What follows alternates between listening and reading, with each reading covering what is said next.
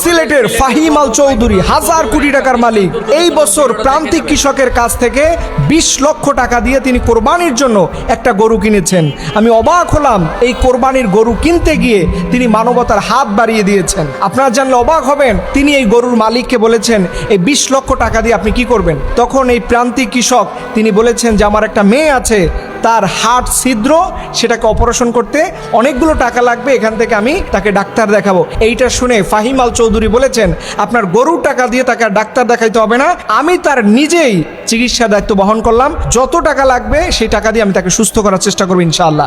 দেখেন, মায়ের দোয়া থাকলে আপনি 1000 কোটি টাকার মালিকও হতে পারবেন, আবার মায়ের দোয়া থাকলে আপনি মানবিক মানুষও হতে পারবেন। এর জন্য যাদের মা বেঁচে আছে, প্লিজ জীবনে কারো কাছ থেকে দোয়া নেন আর নাই নেন, মা এবং বাবার কাছ থেকে দোয়া নিয়েন, আপনি জীবনে কখনো ফকির থাকবেন না।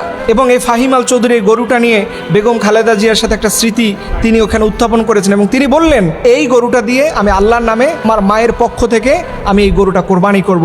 দেখেন, একজন মানুষ বড়লোক সবাই হতে পারে না। দেখেন, বড়লোক অনেক মানুষ আছে, কিন্তু কতজন মানুষ আছে আসলে মাকে শ্রদ্ধা করে।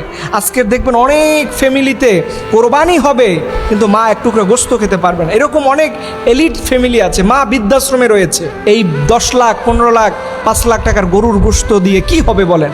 আপনি মানুষকে দিচ্ছেন, আপনার মাকে একটু খাওয়াচ্ছেন না। আজকে হাজার হাজার বৃদ্ধাশ্রম রয়েছে এবং অনেক ছেলেপেলেরা মাকে একটু যত্ন করে গরুর গোস্ত কিনে খাওয়ায় না। মনে রাখবেন, মাকে খাওয়ায়েন, জীবনে গরুর গোশতের অভাব পড়বে না। আর একটা কথা বলি, যারা জীবনে কোরবানি দিতে পারেন নাই তারা আল্লাহর কাছে দোয়া করবেন এই বছর কোরবানিতে, বিশেষ করে ইয়াউমুল আরাফার দিনে, আল্লাহ এই বছর কোরবানি দিতে পারি নাই, এই ব্যথাটা দূর করে দাও, আগামী বছর যেন কোরবানি দিতে পারি, হজ করতে পারি, আল্লাহ সেই তৌফিক দাও। সবাই বলুন আমিন। ফাহিম ভাইয়ের জন্য দোয়া করবেন আর ভিডিওটা শেয়ার করে দিবেন, অন্যকে দেখার সুযোগ করে দিবেন।